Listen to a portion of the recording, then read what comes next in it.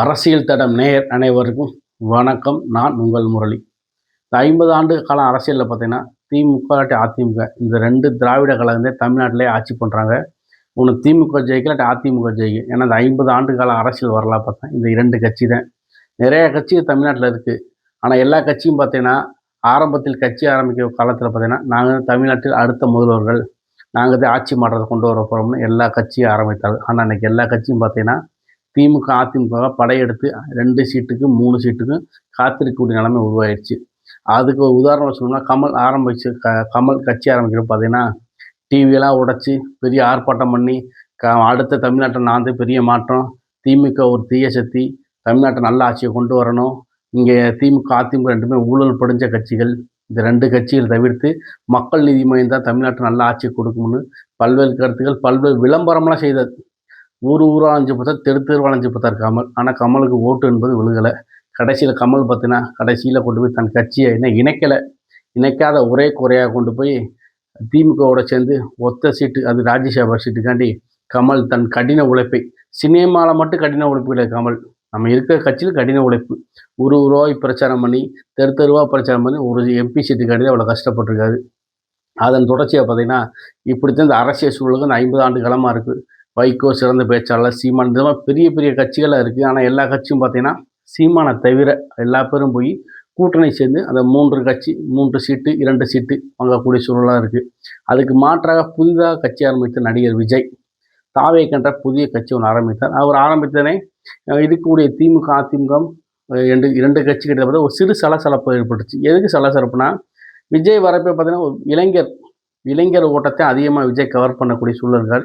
ஏன்னா 26 ஆண்டுகள் சினிமா துறை இருக்குன்னா, இன்னைக்கு இருக்கக்கூடிய இளைஞர்கள் அனைவரும் பார்த்தோம்னா அதிகமான மெஜாரிட்டியில் வந்து பார்த்தீங்கன்னா விஜய் பக்கம் ஆதரவாகவும், எப்படியாவது திமுக 2வது முறை ஆட்சி அமைக்க வேண்டும், தொடர்ந்து 2 முறை இதுவரை அரசியல் வாழ்க்கையில் நம்ம 2வது முறை ஆட்சி அமைத்ததில்லை, இந்த முறை கண்டிப்பாக 2வது முறை ஆட்சி அமைக்க வேண்டும். திமுக மிக கடினமாக விலகியது. 2016க்கு அப்புறம் ஜெயலலிதா இறந்த காலத்துக்கு அப்புறம் அதிமுக சொல்லக்கூடிய அளவுக்கு பெரிய வெற்றி ஒன்று கையில் கிடைக்கல. எப்படியா இந்த தடவை வந்து வெற்றியை பிடித்தரணும், அதிமுகன்ற பொதுச்செயலாளர் பதவியை நம்ம கையில் வச்சுக்கணும், சிஎம் ஆயிடணும். ஏன்னா நம்மளோட அரசியல் வாழ்க்கை இந்த ஒரு தேர்தலை வச்சு தான் சுற்றுன்னு எடப்பாடிக்கு முழுமையாக தெரியும். ஏன்னா இந்த ஒரு வரக்கூடிய சட்டமன்ற தேர்தலில் எடப்பாடி தோற்றா அவரோட அரசியல் வாழ்க்கை எப்படி தலையிலக்க பிரட்டிப்போம் என்பதை அவருக்கே தெரியும். அதனால் எடப்பாடி கண்டிப்பாக அந்த முறை அதிமுக தரப்பில் மிக கடினமாக வேலை செய்து கொண்டிருக்கு. புதிதாக கட்சி ஆரம்பித்த விஜய் எப்படியாவது இந்த முறை இப்போ தான் கட்சி ஆரம்பித்தோம் நேராக ஹீரோ, எப்படி படத்தில் ஹீரோ வர மாதிரி ஒரு கட்சி ஆரம்பிச்சோன்னு எப்படியாவது இந்த முறை சிஎம் ஆகணும் விஜய் உறவுக்கும் கக்கனை கட்டியிருக்க. இதெல்லாம் ஒரு அலசி பார்க்குறப்ப என்ன நடக்கும் என்பதை மக்கள் தான் தீர்மானிப்பார்கள். அதே மாதிரி பார்த்தீங்கன்னா, திமுகவுக்கு அதிகமான இளைஞர் ஓட்டு பார்த்தீங்கன்னா எப்பயுமே காலகாலமாக ஒரு பாரம்பரியம் இளைஞர் ஓட்டு எப்பயுமே திமுக சார்ந்தே இருக்கும். அந்த ஓட்டை எப்படியாவது இந்த தடவை சிந்தாமல் சிதறாமல் வந்து அறுவடை பண்ணணும்னு திமுக மிக கடினமான செய்தி. அதில் ஒரு பகுதியாக பார்த்தீங்கன்னா, இளைஞருக்கு அதிகமான பொறுப்புகள். உதயநிதி ஸ்டாலின் அவர்கள் அரசியலிருந்து சினிமாவுக்கு போய் சினிமாவிலேருந்து திரும்ப அரசியலுக்கு வந்தார். ஏன்னா அவர் வந்து பார்த்தீங்கன்னா அரசியல் குடும்பத்தை சார்ந்தவர். திரும்ப சினிமா துறையில் போய் ஒரு பயிற்சியெல்லாம் பெற்று திரும்ப அரசியலுக்கு வந்து இப்போ என்ன பண்ணுறாரு, இங்கே இருக்க இளைஞர் பட்டாளங்களை தன் வசப்படுத்தல் உதயநிதி ஸ்டாலின் மிகச்சிறந்த பேச்சாளர். எப்படி எந்த மாதிரி இளைஞர்கள் நம் கைவசப்படுத்த வேண்டும் நல்ல மிக கடினமாக வேலை செய்கிறார். இதை தோணு இளைஞரணி, மாவரணி இது போன்ற அமைப்புகள்லாம் பார்த்தா மிக கடினமான வேலை செய்து ஒரு நல்ல ஒரு ஸ்ட்ரென்த்தாக திமுக தரப்பில் வைக்கப்பட்டது. விஜய் வருகைக்கு முன்னாடி பார்த்தா இந்த இளைஞர் ஓட்டு புறம் உடஞ்சி போயிடக்கூடாது என்பதற்காக திருவண்ணாமலையில் இளைஞரணி மாநில மாநாடு நடைபெற்றது. இதில் கிட்டத்தட்ட 1.5 லட்சம் நிர்வாகி கலந்து கொண்டாங்க. எப்படியாவது இளைஞர் ஓட்ட இந்த இடம் திமுக முழுமையாக அறுபடை பண்ணணும் திமுக தரப்பில் வேலை செய்யுது. அதைத் தொடர்ந்து விஜய் தன் அரசியல் பயணத்தை மக்கள் சந்திப்பு கூட்டத்தை நடத்த ஆரம்பித்தார். இதில் பார்த்தோன்னா விஜய் அவர்கள் மக்கள் சந்திப்பு நடத்திய போது திமுக நேரடியாக மிக கடினமாக தாக்கி பேசினார். இதை தொடர்ச்சியாக திமுக 2ஆம் கட்ட தலைவர் அனைவரும் பார்த்தா நேரடியாக அமைச்சர் அவர்கள் நம்ம திமுக மிக கடினமாக சாடினர். இதை தொடர்ந்து பார்த்தீங்கன்னா இன்று பக்கபலமாக எதிர்க்கட்சியாக இருக்கக்கூடிய அதிமுக பார்த்தீங்கன்னா எப்படியாவது 2026 சட்டமன்ற தேர்தலில் நம்ம ஆட்சியை பிடிச்சிடணும் அப்படின்னு மிக கடினமாக வேலை செய்யுது. அதற்கு இந்த சட்டமன்றத்தில் அதிகமான கூட்டணிகளை வைத்து திமுக கூட்டணி எப்படியாவது தோல்வி அடைய வைக்க வேண்டும், நம்ம ஜெயிக்கணும்னு எடப்பாடி தரப்பில் மிக கடினமாக வேலை செய்கிறாங்க. எப்படியாவது விஜய் தன் கூட்டணியில் சேர்த்தணும். ஆனால் விஜய் கட்சி ஆரம்பித்த முதலை அதிமுக எந்த ஒரு மேடைகளும் எந்த ஒரு பிரச்சனை நேரடியாக தாக்கி பேசியதே கிடையாது. அதே மாதிரி அதிமுக தலைவர் தாவேக்காவை எந்த ஒரு கூட்டத்திலும் பேசி கிடையாது. அதனால் எடப்பாடி நினைத்தேன்னா இந்த விட கண்டிப்பாக தாவேக்கா ஏடிஎம்கே கூட்டணி அமைந்துடும். அப்படி கூட்டணி அமைந்தால் கண்டிப்பாக 200 தொகுதி ஜெயிச்சலாம். ஏன்னா விஜய் நம்பி இளைஞர் பட்டாளருக்கு ஏடிஎம்கேன்னு ஒரு ஓட் பேங்க் இருக்குது. நம்ம 2 பேர் சேர்ந்தோம்னா கண்டிப்பான முறையில் இந்த இடம் 200க்கும் மேற்பட்ட தொகுதியில் நம்ம ஜெயிச்சலாம். பெரிய மனக்கணக்கே போட்டால் எடப்பாடி பிரச்சாரம் பண்ணக்கூடிய இடங்களில் தாவிக்க கொடிகள் அங்கங்கே பறக்கப்பட்டது. இது தாவேக்கு அதிமுகவுக்கு கூட்டணி கணக்காக செயல்படுவது போல் மக்களால் சலசலப்பாக பேசப்பட்டது. ஆனால் இதற்கு பதிலடி கொடுக்க வகையில் விஜய் ஒரு புதிய கணக்கே போட்டுள்ளார். ஆக்டிவ் ஆளாத கட்சிகளுக்கு நாங்கள் பதில் சொல்ல மாட்டோம். களத்திலே இல்லாத கட்சி அதிமுக. அதுக்கு நாங்கள் எப்படி பதில் சொல்லுவோம்? கூட்டணிக்கு பேச்சுக்க இடம் இல்லை. நான் தான் இந்த இடம் முதலமைச்சர். என் தலைமையில் கூட்டணிக்கு வர மாதிரி அதிமுக வாங்க. ஆனால் உங்கள் தலைமையில் நான் வரமாட்டேன். நான் தான் தமிழ்நாட்டில் முதலமைச்சர்னு விஜய் ஒரு கணக்கு போகிறார். அதுக்கு அதிமுக தரப்புலேருந்து பல்வேறு கருத்துக்கள் தெரிவிக்கப்படுது. விஜய் நாங்கள் 1977 எம்ஜிஆர் கட்சி ஆரம்பித்தார். 77 ஆட்சி பிடிச்சாங்க.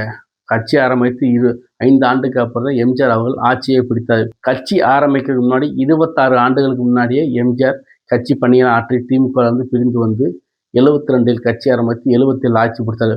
அதுவும் கூட்டணி ஆட்சி தான் பிடித்தார். கூட்டணி கட்சியோடு சேர்ந்து தான் ஆட்சி பிடித்தார். நீங்கள் நினைத்த உடனே முதல் எலெக்ஷனில் கண்டிப்பான முறையில் ஜெயிக்க முடியாது. நமக்கு ஒரே எதிரி திமுக தான்.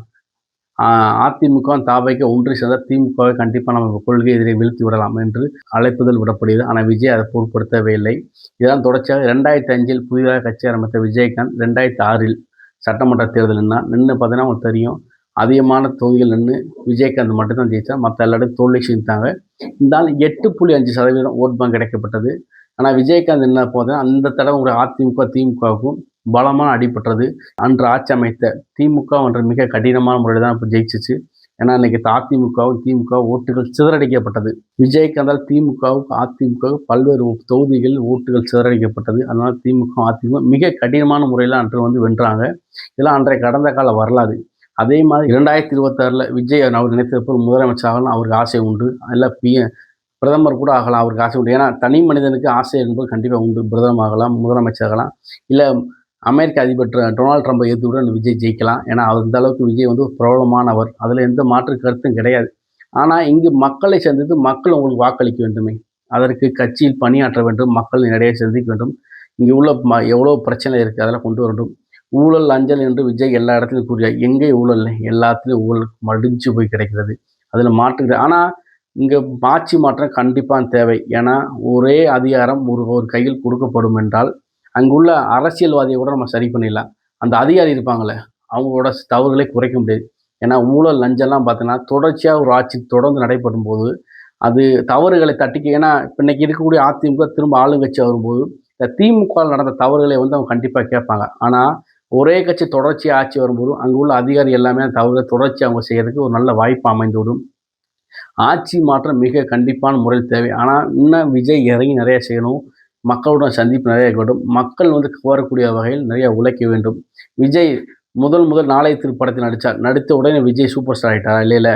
கிட்டத்தட்ட 26 ஆண்டுகள் சினிமா துறையில் பல்வேறு பிரச்சனைகள், பல்வேறு சறுக்கல்கள், பல்வேறு வெற்றிகள் இதெல்லாம் சந்தித்து தான் இன்றைக்கி விஜய் தமிழ்நாட்டின் சூப்பர் ஸ்டார், இந்தியாவின் சூப்பர் ஸ்டார், இல்லை உலகத்தின் சூப்பர் ஸ்டார் கூட சொல்லலாம். அது ஏன்னா விஜயோட வசூல் அப்போ இருக்குது. விஜய்க்கு எந்த மாற்றம் கருத்து கிடையாது. ஆனால் அரசியலில் விஜய் என்ற ஒரு சின்ன கண்ணுக்குட்டி. ஏன்னா கண்ணுக்குட்டி காளமாடு மாதிரி ஜல்லிக்கட்டில் போய் ஜெயிக்க முடியுமா? நீங்கள் கண்ணுக்குட்டி, நீங்கள் வளர்ந்து பல பயிற்சிகள்லாம் பெற்றிருப்பீங்க. நீங்கள் உங்களை ஜல்லிக்கட்டு காலம் மாதிரி கொண்டு போய் களத்தில் விட முடியும். எடுத்தோடனே இங்கே போய் களத்தில் போய் முட்டி உள்ளே போனீங்கன்னா உங்களை ஈஸியாக பிடிச்சி வெளியே போட்டுருவாங்க. ஏன்னா வெற்றி என்பது மிக கடினமான விஷயம். வாயில் வெற்றி என்று சொல்லலாம், வார்த்தையில் நான் வெற்றி பெற்று விடுவேன்னு சொல்லலாம். அந்த வெற்றிக்கு உழைக்குவது எவ்வளோ விஷயங்கள் இருக்குது. ஏன்னா திமுக அதிமுக மேலே பல்வேறு குற்றச்சாட்டுகள், பல்வேறு ஊழல் குற்றச்சாட்டுகள் என்னன்னா யார் வேணும் வைக்கலாம். இந்த 5 ஆண்டுகள் எதுவுமே செய்யலை, இதுக்கு முன்னாடி இந்த 5 ஆண்டுகள் எதுவுமே செய்யலை, மக்கள் இலவசம் மட்டுமே கொடுத்து கெடுக்கிறாங்க, நிறைய கருத்துக்கள் நம்ம சொல்லலாம், நிறைய எதிர்ப்பு தெரிவிக்கலாம். ஆனால் மக்களுக்கு இந்த 2 கட்சியை விட்டு வேறு 3வது கட்சியில் ஓட்டு போடுவதற்கு யாருக்கும் மனம் உண்டு இல்லை. ஏன்னா வைகோ மாதிரி ஒரு சிறந்த பேச்சாளர் தமிழ்நாட்டிலே கிடையாது. அண்ணன் சீமான் எடுத்துங்க, அவ்வளோ மிக சிறந்த பேச்சாளர். ஏன் அண்ணன் சீமான் அவர்களுக்கு என் சீட்டில் உட்கார வைக்க மாட்டேன். அவர் மரத்திட்ட போய் கத்திட்டார், கடலில் கத்திட்டார், விமானத்தை பார்த்து கூட கத்தி பேசிட்டார். ஆனால் அவர் கத்தி என்ன ஓட்டு. ஆனால் அவரோட கட்சியோட வளர்ச்சி மிக அதிகமாக இருக்குது. அதில் எந்த மாற்றம் எடுத்து கிடையாது. அவரோட இலக்கு கட்சி வளர்ச்சி அல்ல, தமிழர்கள் தமிழ்நாட்டில் ஆள வேண்டும், தமிழ் முதலமைச்சராக வேண்டும் என்று அவர் ஆசை. நடந்ததா? இந்த 2 கட்சிகளை தாண்டி விஜய் எப்படி தமிழ்நாட்டில் ஆட்சி அமைக்கப் போகிறார்? இல்லை விஜய் நினைத்தது போல் நடக்குமா? இல்லை 2005 விஜயகாந்த் போல் ஓட்டு அங்கங்கே பிரிக்கப் போகிறாரா? இல்லை விஜய் வந்து திரும்ப 2024 ஆட்சியை பிடிக்க போகிறார் என்று பல்வேறு கேள்வியை கேட்கப்படுது. எல்லாமே தொடர்ச்சியாக பார்த்தா இந்த கேள்வி எல்லாத்துக்குமே பதில் பார்த்தீங்கன்னா தேர்தலுக்கு பின்னாடியே சொல்ல முடியும். அதே மாதிரி கண்டிப்பான முறையில் விஜய் வந்து கூட்டணி அமைத்தால் தான் ஒரு குறிப்பிட்ட ஓட்டு சதவீதம் கிடைக்கும், ஆட்சியை பிடிக்க முடியும். மக்கள், அரசியல்வாதிகள், சமூக ஆர்வலர்கள் கேட்கக்கூடிய அனைத்து கேள்வி 2026 சட்டமன்ற தேர்தலை தீர்மானிக்கும். என்ன நடக்கும் என்பதை இன்னும் ஒரு சில மாதங்களில் தெரிந்து கொள்ளலாம். நன்றி, வணக்கம்.